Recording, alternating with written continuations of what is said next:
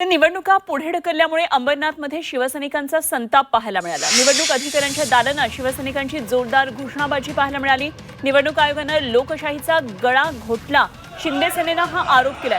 कोणतेही ठोस कारण नसताना निवडणुका पुढे ढकलण्याचे षडयंत्र रचले असल्याचा आरोप शिवसेनेने केलाय। तर आमदार बालाजी किणीकर, शहर प्रमुख अरविंद वाडेकर, उपजिल्हा प्रमुख गोपाळ लांडगे यांनी निवडणूक अधिकाऱ्यांना या संदर्भातला जाब विचारला। निवडणुका पुढे ढकलल्याने शिवसैनिकांचा संताप झाला। निवडणूक अधिकाऱ्यांच्या दालनात जोरदार घोषणाबाजी आयोगाने केली।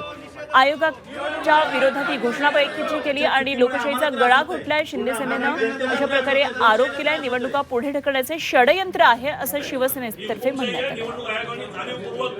आणि या संदर्भात आणखी माहिती जाणून घेऊया। आमचे प्रतिनिधी चंद्रशेखर भुयार सध्या आपल्याबरोबर थेट जोडले गेलेत।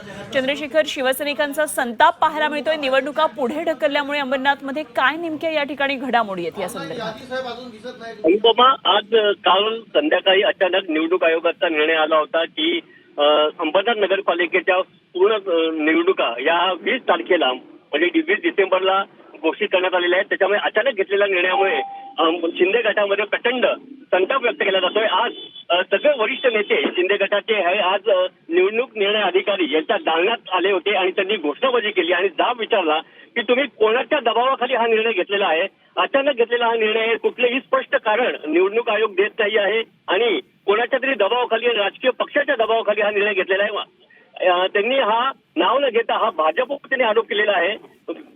शिंदे गट हा इथे जिंकण्याच्या स्थितीत होता आणि त्यामुळे हा निर्णय घेतलेला आहे। त्याचा निषेध करतो। त्याच्यावेळेस यावेळेस अनेक शिवसेनेचे कार्यकर्ते उपस्थित होते। मोठी घोषणाबाजी झाली आणि त्यांनी सांगितलं की आम्ही याबाबत अजून एक पत्रकार परिषद घेऊन आम्ही पुढची भूमिका स्पष्ट करू। ठीक आहे, जरूर या सर्व घडामोडींवर लक्ष ठेवून राहा चंद्रशेखर। वेळोवेळी चर्चा करूया। काय नेमक्या घडामोडी अंबरनाथमध्ये घडतात जाणून घ्यायचे। तुर्तास धन्यवाद दिलेल्या सगळ्या सविस्तर तपशिलांसाठी। दिसत नाही तुमची ऑनलाईन यादी नसेल, नगरपालिकेची निवडणूक आहे, ऑनलाईन यादी नसल्यावर संभ्रमात एखाद्या उमेदवार